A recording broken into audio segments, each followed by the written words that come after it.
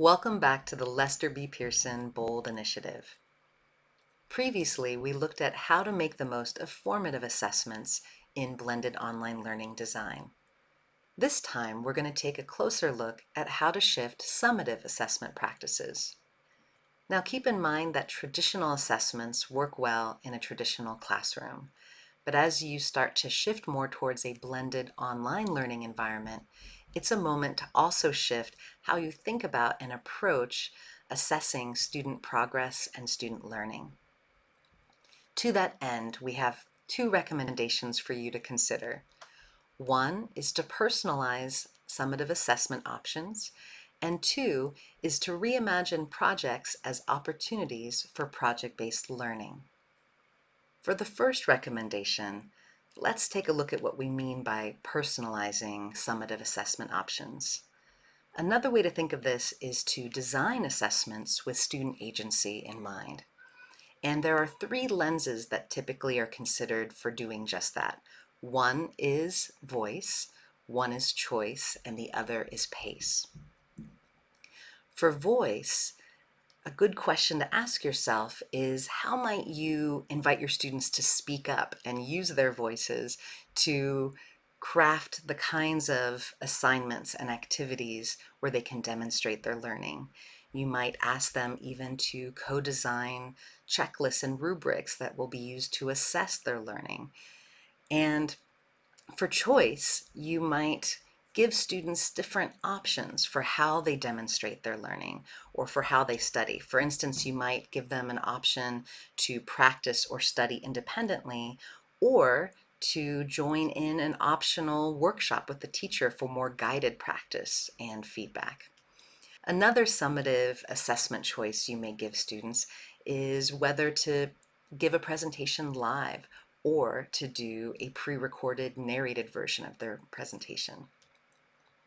And then for pace, this is where you might consider how to give students some more flexibility in how a project or an assessment is timed. You may have them design the timeline for their project and indicate when they would like to check in with you for feedback and when they're planning to turn in their final draft. But all of these different lenses basically allow you as the teacher to design assessments that help students move from passive learners to taking more ownership of their learning journey and being more engaged as learners. You're also giving them opportunities to practice important skills such as creativity and problem solving and adaptability. Skills like these transcend all of our disciplines and really will come in handy for our students in the future. Another way to think about personalizing assessment options is to think about how you currently approach summative assessments. Perhaps you give final projects, and what you could do going forward is to give students options for the kinds of projects that they engage in. Instead of telling them you will do a podcast at the end of this course to demonstrate your understanding, you might make that be an option, and they can choose between whether they do a podcast or a mini documentary or a live presentation.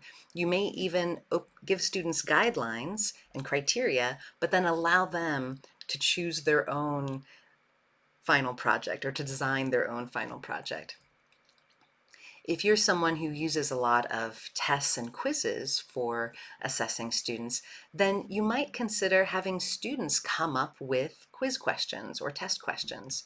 You might have students actually craft mini lessons where they're doing a narrated digital whiteboard and teaching each other, but also demonstrating to you that they understand and are making progress in their learning. Similarly, you may have them do narrated problem solving to demonstrate to you that they understand important key concepts.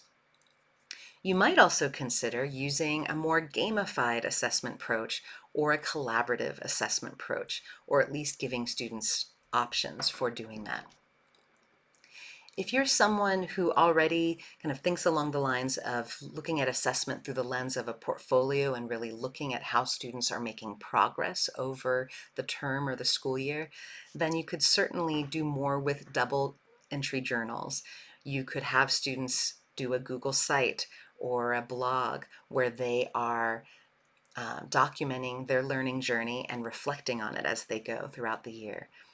You also might have students do a narrated screencast where they talk through and show examples of quizzes or tests or presentations or other projects and assignments that they've done, and have them give you a narrated tour and reflection of their own learning journey. And I think that's something I have done, and it's been remarkable to see students' perspective on that. Let's take a look at a few examples of personalized assessments. This first example comes from an interdisciplinary wilderness studies course. For the final project, students were asked to produce a podcast on wilderness and a theme of their own choosing. As you can see from the list of end results here, students really ran with this in so many different directions. They made connections between wilderness and horror movies, immigration, and even The Lord of the Rings. Now keep in mind, this is an example that really can be done in all disciplines, even in math. I have a colleague who teaches multivariable calculus, and she gives a very similar final project where students pick a concept studied in the course and make a connection to something, an area that they're passionate about or interested in. And they even can choose what format the end result takes, whether it's a podcast or a mini documentary or even a live presentation to their class. In this next example, we see students taking the lead in teaching each other and learning from each other. And so this is from a case studies in medicine course where students are regularly assessed throughout the course on their learning via student-narrated presentations. They get to choose a topic to dive deeper into, they research it, they prepare a slide deck, and then they record themselves giving a mini lesson with that slide deck. Their classmates review each other's movies, they give each other feedback, and then they need to refine their slides and their recording to produce a final version of their mini lesson. And students are assessed on how much progress they made between their rough draft presentation and their final presentation. This last example demonstrates how students can be assessed on their entire learning journey. This example comes from a public health course where students create a Google site at the beginning of the term that they then use to post ahas and takeaways throughout the course, as well as reflections on how their learning is progressing throughout the term. This can be done in all sorts of different ways in all sorts of different disciplines. You can use tools such as docs or slides or sites, Seesaw, you name it. But the point here is to engage students in not only demonstrating their learning progress, but then also reflecting on that learning journey and sharing that with each other and sharing that with their teacher. Let's look at the second recommendation for shifting summative assessment practices, and that is to reimagine projects as opportunities for project-based learning. Now, this topic is in the BOLD series because regular projects don't work as well in a blended online environment and approach the way that project-based learning or PBL does. Now, some think that projects and PBL are more or less the same thing, but they're not. There really are some key differences between the two. Projects, for instance, tend to be very teacher-led, and that's why we find so many projects in a traditional physical classroom. That's the space where teachers lead the learning and they lead the projects.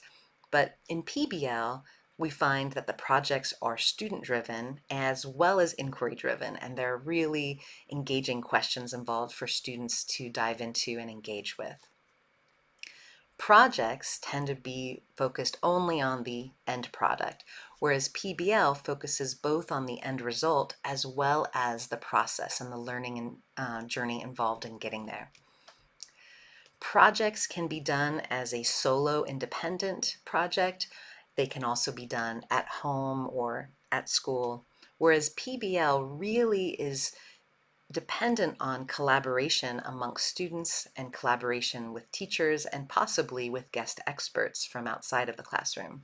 Projects tend to be shared just within the class or the school community, whereas PBL tends to have a real-world context and perhaps a target audience or an authentic audience that the end result is then shared with.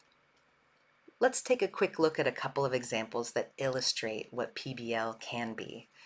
In this first example, Welcome to the Neighborhood, we see students engage with a question such as, how can we help new friends or families get to know our community? And students, as you can see, will collaborate with each other and their teachers to create a newcomer's guide, complete with a shared, illustrated, descriptive map that captures their recommendations for places to play or shop or eat. And students really do engage with a project like this where there will be an authentic audience. There will be families and new classmates who come to their school who would really benefit from using a guide and a map such as this. In this other example, Climate, the Change We Need, we see students engage with a different question. This time it is, how can we use data to pursue effective solutions to climate change? But even though the question is different, the process is fairly parallel, where we see students really engaging in an inquiry process, looking at a really powerful question, collaborating with each other, potentially collaborating with guest experts from the community, and then collecting data, exploring the costs and benefits involved in the solution that they have selected to dive deeper into, to then design an infographic, to then share with an authentic audience in their community to inspire them and inform them about how to take action. I find examples like these really inspiring, and I think that's a really great place to start.